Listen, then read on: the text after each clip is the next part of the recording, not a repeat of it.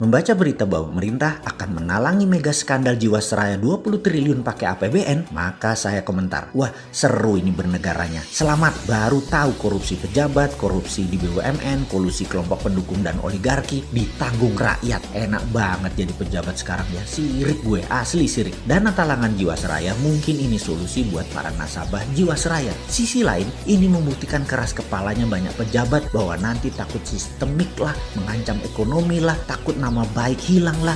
Bos, yang geblek jangan dilindungi atau kalian merupakan bagian dari sistem yang bermasalah. Biarkan yang salah yang menanggung. Kita melihat hal beginian paling gerundel, kuapok lu. Tapi begitu melihat melindungi kesalahan dan kebobrokan pakai APBN, kita berkata, kuapokmu kapan dul? Makanya bernegara jangan berbisnis. Semua itu hanya sarana buat bancaan, bagi-bagi porsi. Lah enak yang dapat, terus yang hilang filenya di kejaksaan. Ya enak juga, wis cocok wis iki. Surga banget deh kesannya para kriminal di negara ini ya. Ini negara para bedebah emangnya. Ya nggak begitulah ngurus negara. Old mind dan old system harus diubah. Itu fundamental berpikir. Cara lama yang sudah puluhan tahun tidak mau diubah. Itu yang membuat kalian punya banyak uang di luar negeri kan ya. Karena itu nggak bakal kalian mau berubah. Lah enak, ngapain berubah? Oke lah, banyak yang sudah diubah saat ini di Indonesia. Kita akui ada pembangunan bagus, iya, tapi belum menunjukkan hasil positif. Kita belum jadi negara pemenang. Kita masih pakai GBHN negara lain. Kita masih kejepit di gambar map buatan orang lain atau negara lain. Kita tidak punya nation interest yang berdaulat. Paling hanya proyek negara dan anggaran yang dibicarakan.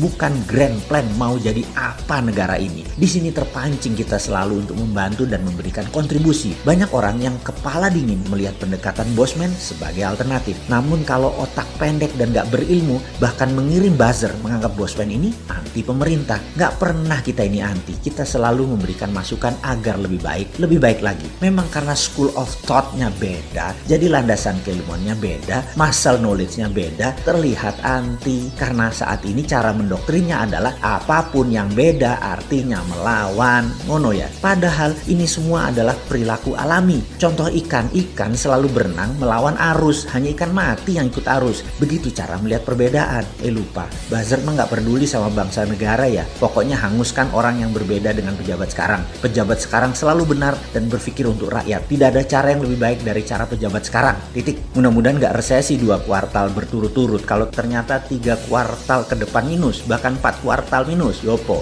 Gampang, bangun narasi. Narasi pejabat tidak pernah salah. Yang salah orang yang beda pendapat. Aman kalau begitu. Sudah punya narasi-narasi doktrin ya. Para buzzer kan ada mastermind-nya. Ya alhamdulillah aman kalau kayak gitu. Silahkan. Kalau udah punya narasinya lanjutkan. Selamat kalian aman di atas sana. Aman. Kebetulan rakyat sekarang memang cuma butuh narasi kok. Silahkan lanjutkan bos. Kalau kita bagaimana? Ya kalau kita mah terus membangun karsa dan mengingatkan bersuara versi kita membela NKRI. Gak didengeri, syukur. Dipakai alhamdulillah. Ini semua untuk Indonesia menang. Kita kembali mengingatkan sejarah. Sejarah yang mengingatkan bahwa Nusantara ditakdirkan jadi global player sejak lahir. Sekarang sayang, kita belum melihat rencana ke depan kita sebagai global player. Masih tarkam, masih antar kampung. Globalnya masih nyender sama superpower. Sayang banget deh. Sekali lagi, sangat disayangkan pengelolaan negara, pejabat negara, dan politikus melihat negara Indonesia tanpa wawasan sejarah. Tanpa paham kekuatan geoekonomi, yaitu kekuatan geografi untuk keuntungan ekonomi. Tidak memainkan geopolitik, yaitu kekuatan geografi untuk keunggulan politik bernegara. Dan pastinya tidak punya geostrategi. Memanfaatkan kekuatan geografi untuk faktor penekan bernegara. Intinya saat ini bagaimana membagi-bagi APBN doang otaknya. Membuat peraturan yang sedikit menguntungkan rakyat. Rakyat hanyalah sapi yang diperes-peres susunya tapi nggak dikawin-kawin. Nikahnya pejabat itu setelah menjadi pejabat bukan dengan rakyat tapi dengan oligarki, dengan kelompoknya dan dengan politikus penguasa Senayan. Ngono ya? Oke, rakyat habis digrepek-grepek doang dan herannya rakyat gak kapok-kapok malah memuja-muja pejabat seperti itu. Hero-nya dijunjung. Top dah doktrin dan propagandanya. Top Marco Top. Kagum gua. Udah selesai ngegosip, kita lanjut. Kita menengok sejarah sebentar. Kita tahu doktrin jalur sutra itu seakan-akan jalur hebat. Karena mungkin banyak pejabat sekarang kemakan propaganda film Tiongkok dan berbisnis dengan Tiongkok kedalaman. Sampai budaya dan doktrin gak bisa dibedain. Jalur sutra di abad pertengahan mendadak jalurnya sepi. Kota-kota Eropa Timur dan Asia Barat yang tadinya jalur ekonomi mati hanya kurang dari 50 tahun. 50 tahun dari apa? Dari majunya dunia maritim perkapalan di abad 14 dan 15 sehingga pada perjanjian Zaragoza dunia dibagi oleh dua raja laut. Portugis di sisi timur, Spanyol di sisi barat. Ini kayak kita sekarang Tiongkok Amerika lah kira-kira ya. Spanyol ke Amerika Utara Selatan, Portugis ke India sampai timur jauh yaitu Nusantara. Jalur sutra kalau dengan jalur maritim atau maritim line tersebut beda. Jalur maritim lebih powerful. Jalur sutra musnah tinggal debu sekarang. Jalur maritim yang melewati Indonesia bahkan tidak berubah sejak zaman awal dunia maritim tahun 1511. Awal puncak penjelajahan mencari dunia baru, mencari sumber bahan baku baru. Dulu rempah adalah isi dari jalur maritim yang kemudian hari disebut jalur rempah atau spice road.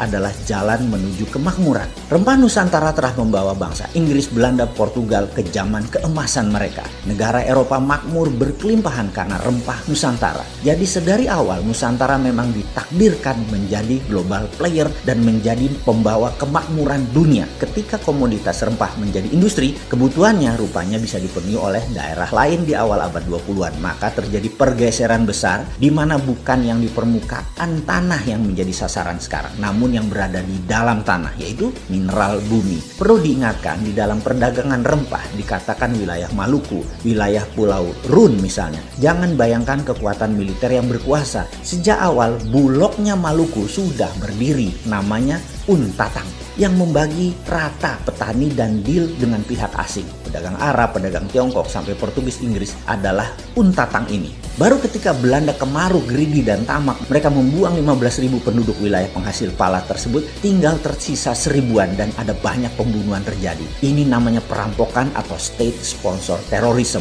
Hasilnya diambil habis-habisan sampai jatuh nilai pala tadi, namun Belanda sudah kaya raya. VOC tepatnya kaya raya. Terus bergilir, kemudian masuklah ke komoditi lain yaitu karet, teh, kopi, coklat, kemudian bahan baku tersebut semua akhirnya dikuasai oleh VOC. Apa pelajaran yang bisa ditangkap kali ini? Ingat, pelajaran bukan okupansi militer sejak awal, tetapi okupansi ekonomi. Jadi bagi saya, bullshit bekerja sama dengan Tiongkok dan IMF itu. Itu bullshit besar. Foreign direct investment yang ada di otak pejabat adalah pemahaman anak bangsa yang otaknya sudah terpesona oleh globalis. Ini sebenarnya penjajahan sama seperti VOC di awal masuk selama 200 tahun sampai akhir tahun 1900-an kira-kira. Di saat dunia bergeser jauh di mana rempah bukan lagi primadona tapi sumber di dalam bumi yang jadi primadona seperti minyak, gas, batu bara dan mineral lainnya. Jadi sekedar mengingat, apapun perusahaan asing masuk ke Indonesia menggarap, mengambil, mengelola isi bumi Indonesia, itu penjajahan.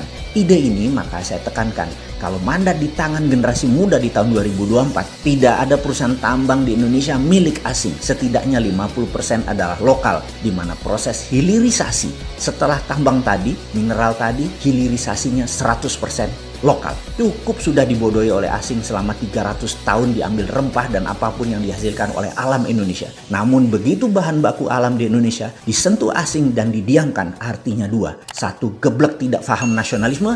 Yang kedua adalah memang kaki tangan asing.